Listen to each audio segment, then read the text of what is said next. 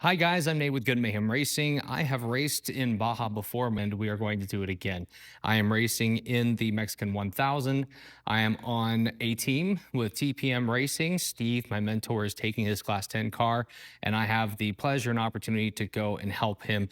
Darren, Sam, Corey, Grant, and all the guys that are going to be on this adventure. I am setting up our devices for it. These are the Garmin Tread XLs, and you're seeing the extra large version here as a screencast onto this TV. What's really cool about this is that you will be able to see what I'm doing without looking at a little tiny screen. So let's get into it. These devices are expensive. They're about $1,500 to $2,500 depending upon the features and options you want to buy. And that's cool that you can buy a Garmin Tread XL for your race car and have it set up identically in all of your other vehicles. That way you can actually track your buddies and know where they are. You can see that on the right side of the screen that there are a whole bunch of vehicles that could be tracked at this time, but they're all turned off, so it's not tracking. You can also message each other and communicate, which is great. But one of the coolest, most unique features of the Garmin Tread XL line versus any other type of racing software out there is that you get access to very high resolution satellite imagery. And when everyone is tracking each other and everyone is able to talk to each other and know where you are, they can all laugh at the cactus you just ran into. How do you get that level of detail, though, on other parts of the world? You just saw the GPS data, the satellite imagery in North Baja. And because we are going to be racing across the entire portion of Baja, from the top to the bottom of the peninsula, we need more data than just that. So I am going to hit this button, BirdsEye Direct. And this screen right here is what most people have been getting ticked off at.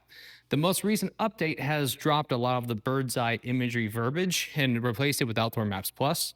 And Outdoor Map Plus is a premium service that you pay for with Garmin, with one big catch. Because you've already spent thousands of dollars on your device here, the satellite imagery is included with this device. I'm going to say it again. The satellite imagery is included with the thing you bought. So don't hit the top thing, hit the bottom thing where it says download satellite imagery. Great. Now you see this cool status bar up here? That actually shows you how much content is, or like how much file and memory size is needed to download the screen that you're looking at here. But this doesn't have anything really useful. Let's go to someplace a lot more remote. You can actually zoom out too far to where it says there's not enough space to use a memory card or fewer map layers. We're going to get into that again in a bit. Memory cards are important. Keep that in mind. As we get closer and closer to the territory that we want to download data at, you can see that we have good data up here in northern Baja, and we have no data down here in Baja Sur, Baja South. I want to download not just this, the middle of the southern Baja Peninsula, and the very bottom of it all the way to La Paz. I want all of this content in a single go, but unfortunately I am limited to the screen that you see here. And if you look really far to the right, you can see that Mexico is also in that view. We don't want to download any data for the main portion of Mexico. We just want to download for Baja. So you want to kind of use the cropped image here to download it. Now, look at this. Not enough space. Use a memory card or fewer map layers. Anytime that you are using a device like this, you want to make sure that you have backups. You have redundancy baked into your racing team and things like that. And memory cards are a great way to do that. A lot of times, racing organizers share their files with memory cards, but whenever you're going to download satellite imagery, they cannot be shared.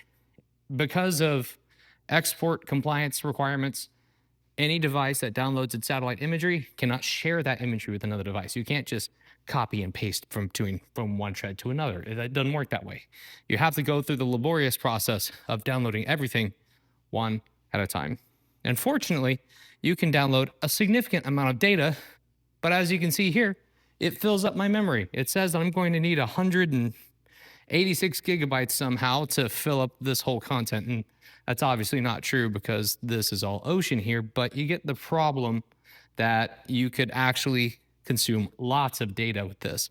So one of the most important things that you can do is select the top left-hand button up here and select memory card, this thing right here, and hit save. So did you notice the big difference though? If we go to that screen, 238 gigabytes available on the memory card, 29 gigabytes available on the internal storage. Always save your BirdsEye imagery to your memory card because if you do a master reset or something like that, it will delete it off your device. It won't delete it off the memory card. So always save this to the memory card. After that point, I have selected a cropped area of this. NORA Mexican 1000 officially is supposed to end in La Paz, but we don't know what the actual trail is going to look like. So why don't we just download all this?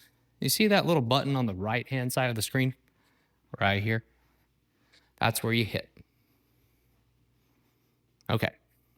Now, this portion of Baja is starting to download. Realize that this is not a 5-minute thing or a 10-minute thing. This is a 10, 15-hour download. This is gigabytes and gigabytes of data. And that was only one slice of the pie of Baja. Why don't we download another one? So we're going to hit the download satellite imagery one more time. Zoom out to where we can see the coolest part of Mexico.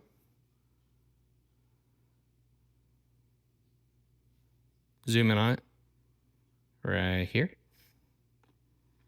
And get close enough to where we can see the previous data. You don't need to hide that data because you might accidentally like miss something. Give yourself a little bit of overlap whenever you do this, and zoom out large enough to the point where it's easy to see everything that you can download in a single go. But notice that we've still got Mexico on the top right-hand corner, which is not cool. We don't need to download that there. Why don't I zoom in a little bit again? All right, this is what I've got for now. Kind of make them. Ooh, I can do it with my fingers. You know that cool process of like zooming in and out with your fingers on a tablet? Totally works here. Cool.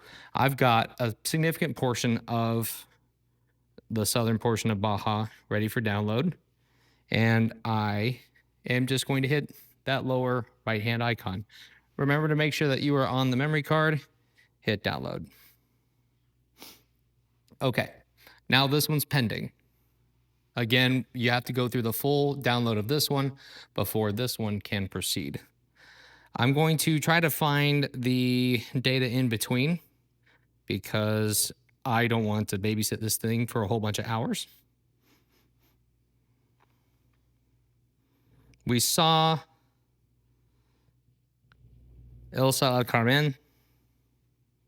We also downloaded down by La Paz. So I expect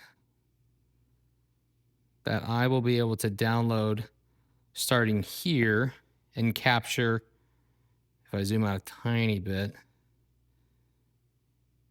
I can download all of this content here in this screen, hit download, and now it's pending. Cool. This device is going to start downloading all of these things, but out of the box, you're going to have to manage it. Unfortunately, there is a huge technical hurdle with any powered device on a battery. The battery will die. So you will need to charge it while it's running. And more importantly, you will need to make sure it does not go to sleep while it's charging. So I just plugged that in, and I'm going to show you a couple of things that you need to do to make sure that this thing can stay on and powered for a day, downloading 150 gigabytes worth of satellite imagery. I'm going to go to the home screen right quick.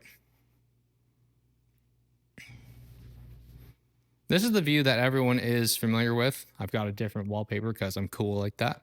I'm going to go to apps, the blue teal icon on the right hand screen, going down to tools right here, and I'm going to go to settings.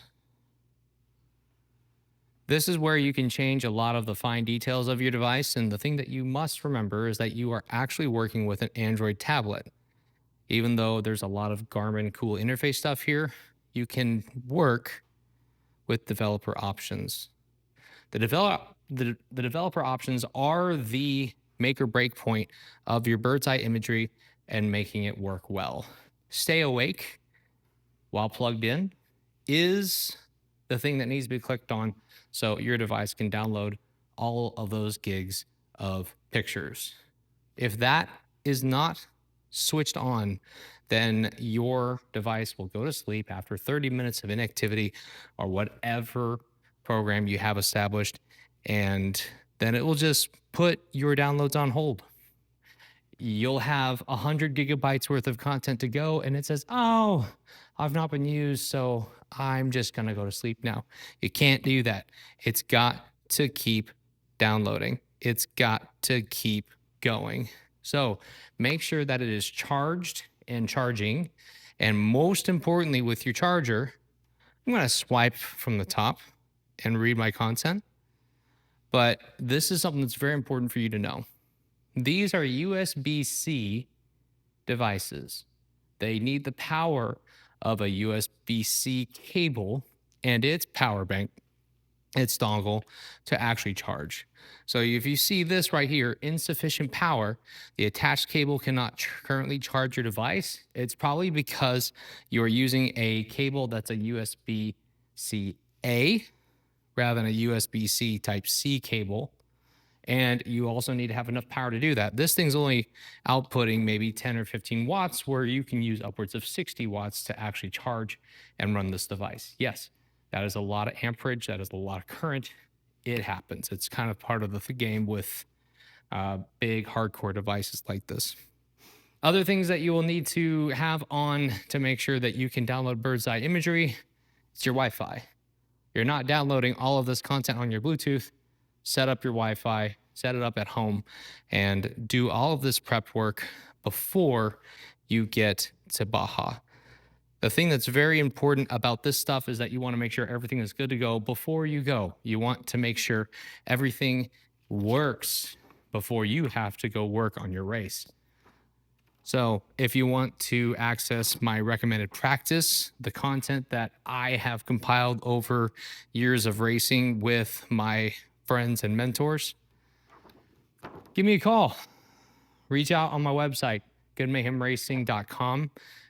Ask for one of these files. I'm happy to send it to you, and you can use it to set up your equipment, your racing team for success, especially with bird's eye imagery. I am Nate from Good Mayhem Racing. I will see you out in the desert, if not in the garage. Like and subscribe for more.